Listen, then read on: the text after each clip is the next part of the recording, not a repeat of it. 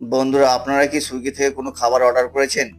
যেই খাবারটি অর্ডার করেছেন সেই খাবারটি আপনি ক্যান্সেল করতে চান, অর্থাৎ অর্ডারটি ক্যান্সেল করতে চান। কিন্তু আপনাদের মধ্যে অনেকেই আছেন যারা এখনো পর্যন্ত জানেন না যে সুইগি থেকে সঠিক নিয়মে খাবার কিভাবে ক্যান্সেল করতে হয়, অর্থাৎ অর্ডার কিভাবে ক্যান্সেল করতে হয়। আর তাদের জন্য আজকের ভিডিওটি। তাই বন্ধুরা, জানতে হলে ভিডিওটি স্কিপ না করে শেষ পর্যন্ত দেখতে থাকুন।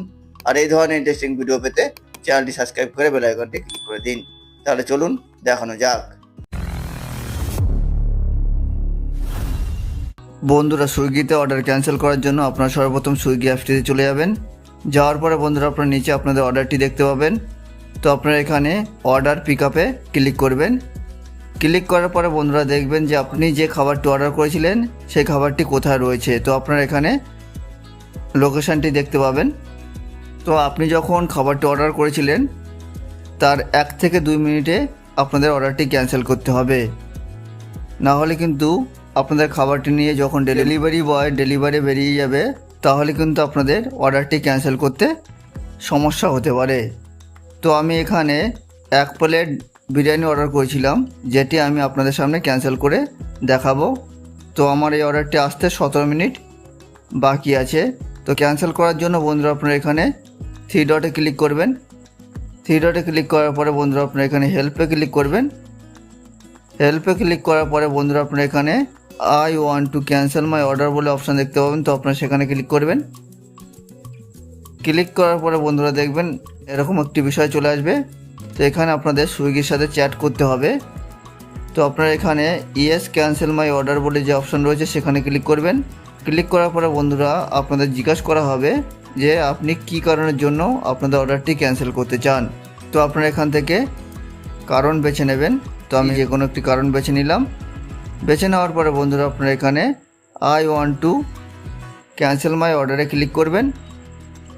ক্লিক করার পরে দেখবেন এরকম একটি বিষয় চলে আসবে।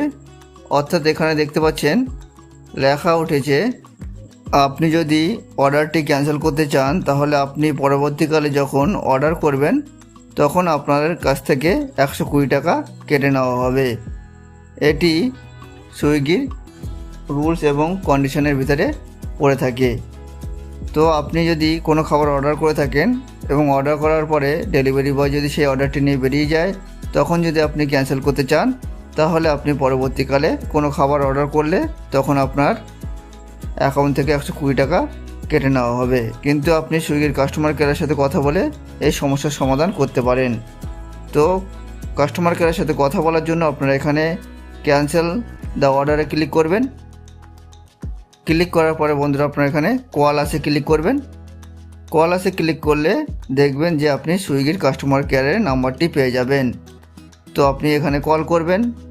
কল করার পরে আপনি কাস্টমার কেয়ারের সাথে কথা বলতে পারেন এবং কাস্টমারের পক্ষ থেকে আপনাদের কাছে জানতে চাইবে যে আপনি কী কারণের জন্য অর্ডারটি ক্যান্সেল করতে চান।